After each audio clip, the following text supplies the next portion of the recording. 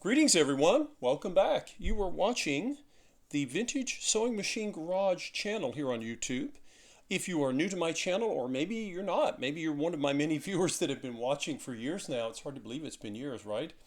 If you have not done so, please consider clicking on any of my video links where you will see a Buy Me a Coffee link. It'll take you right to my page, and you can support my efforts to buy more of these machines and save them from the landfill or the recycling centers, and then I can bring them here on the channel to show you the many techniques that I use to restore them, because almost every one of these machines is not ready to be tossed away. It just needs to be maintained and repaired. Anyway, I appreciate any support you can give, and today I've got some beautiful light in here, and I am going to thread this Spartan, but this is not a threading video. I thought, well, I better put this on here. Someone will say, hey, I have threaded Singer 99s before, but I can assure you that the Spartan is, of course, a Singer 99 by another name, and with just a few features missing, but nothing that could stop a good sewer from using one of these machines. Okay, so remember, of course, I have my feed dogs in the my presser foot in the up position. You always want that when you're dealing with when you're threading your machine, right? And you're going to see me come around. We're going to test and see if my efforts to get the stitch length adjustment lever to behave and to function as it was intended. Okay, I'm going to tilt the camera a little bit. We're working our way down. I'm going to come here and coming around. Oops. Now, unlike the Singer 201 and 301 in featherweight, the Singer 99 and the 66 and the 185 and most of their machines, like vintage machines from this period, we thread the needle from the left going towards the right. So, all right, this is interesting. I think I've already checked the needle, and the needle is in a good position. I was troubleshooting, trying to figure out why I wouldn't sew a stitch properly.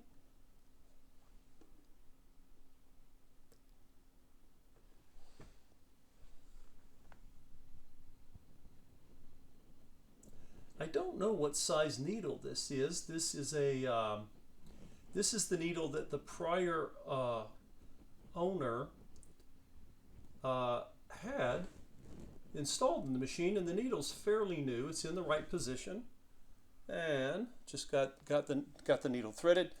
I just needed to get the presser foot out of my way there. That's why I had it down, but I'd already gone through the tension assembly, and whoops.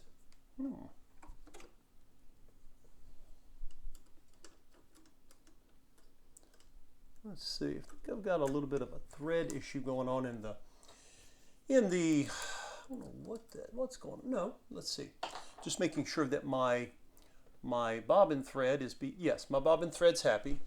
Just want to make sure. Now, I have not reinstalled the motor or the belt or any of that. I'm going to do this, since I don't have a Singer hand crank on this machine. I don't have the hand wheel. I'm literally going to hand crank it, with my hands here, so bear with me. Now, what am I trying to accomplish here? For those of you just tuning in, I've made several videos on this machine, and I have not had this type of issue to solve in years. I have only done this one other time, or seen this issue where my stitch length regulator was loose and it wasn't functioning properly. That's how reliable they are. 12 years and hundreds of machines. I had one of my early machines, and I don't know that I'll have to go back and look at my own channel, folks. If I ever had my channel at the time, I was restoring a Kenmore rotary made by the White Company. It was a 1940s model. And I had to make adjustments to it, and ended up having to learn how to make that adjustment. I don't know if my work on this Spartan is going to be successful, but we're going to find out, because every time I went to adjust it, it kept, it would firm up for a while, and then it would get loose. And the last time I tried it so far, I've been moving the lever up and down. And it has that nice resistance.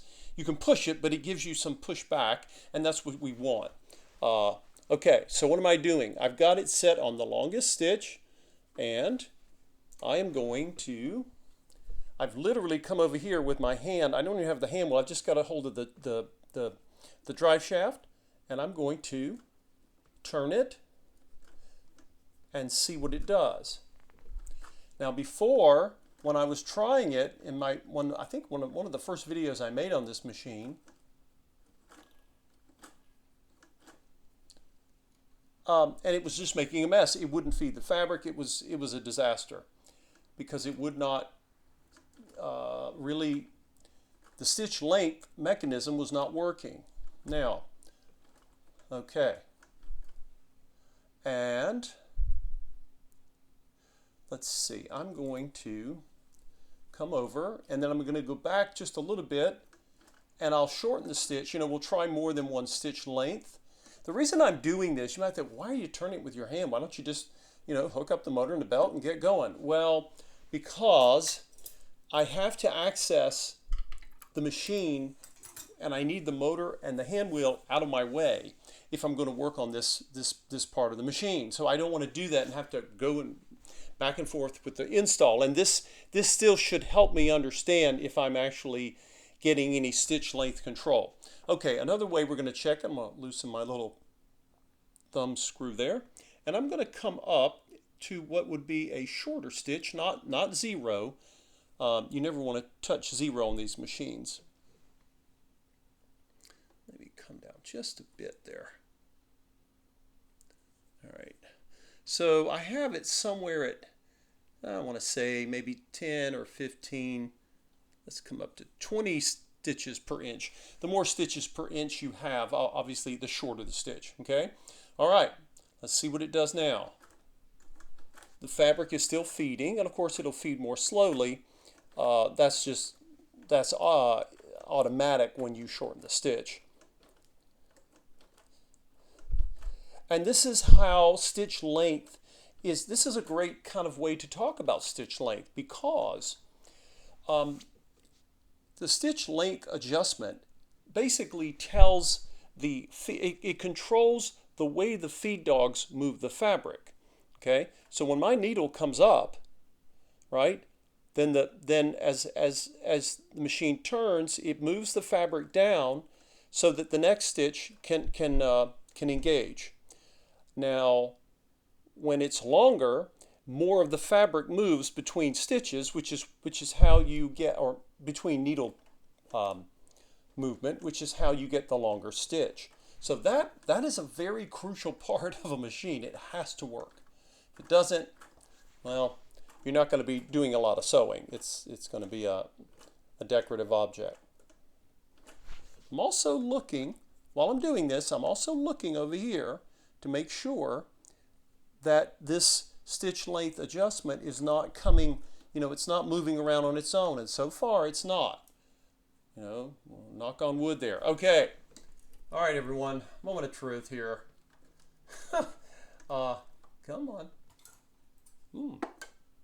Yeah, I'm going to have to maybe make some tension adjustments. The upper thread just broke, but I don't believe that is related to the issue that I have with stitch length here. So I haven't fully adjusted the tension there. So we'll go back to that problem. That's not my biggest concern right now. Okay, let's see what we got here. We've got lovely light. I am going to, let's get a zoom in here for all of you so you can see what I'm seeing. Okay, this was my first row. Okay, this is the long stitch. I came around, did my U-turn, and then came back with a short stitch. Now, on this side, the top thread is sort of a blue color, like a cornflower blue, and then the bottom thread is kind of a gray. So they're not the most contrasting. However, I'm not seeing any issues here with, I don't have the stitch tension seems fine, but we can see, if you get in real close here, See where my thumb is right here? Those are the long stitches, and then down below you see the shorter stitches. And so far, now I'm going to come back. Once bitten, twice shy, because this thing was, it was fussy, right? So I'm going to loosen this, make sure that it's, ready to move. I haven't secured it. Okay, and whoops, I need to come back out. Remember, how far out or close in you turn this knob determines where your stitch length will lock in. Okay, you have to adjust it, but let's see. Okay, so I'm going to loosen it again so it can move. And now it's okay. And I'm going to do this. I'm going to come up.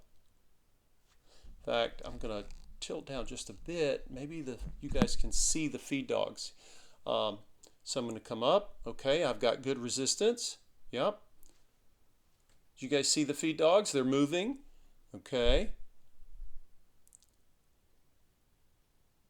So far, so good. I haven't lost, ever since I made my last adjustment with that bolt on the right, it's been able to hold.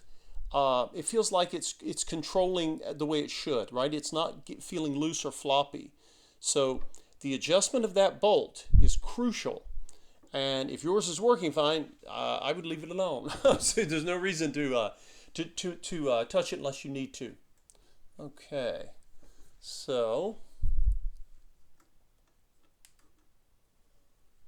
I'm gonna adjust the tension. Make sure there's nothing, because the tension is awfully.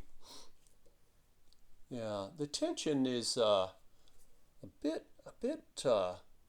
All machines vary in terms when you're setting them, but this tension feels awfully tight. I'm going to have to go in. I may have to go in and look at its at the tension assembly to see if there's anything amiss with it. But this was not the issue that was creating my greatest concern. My greatest concern was the stitch length. So, well, what do you think, folks? Do you think you think this is going to work when I put it all back together? I hope so.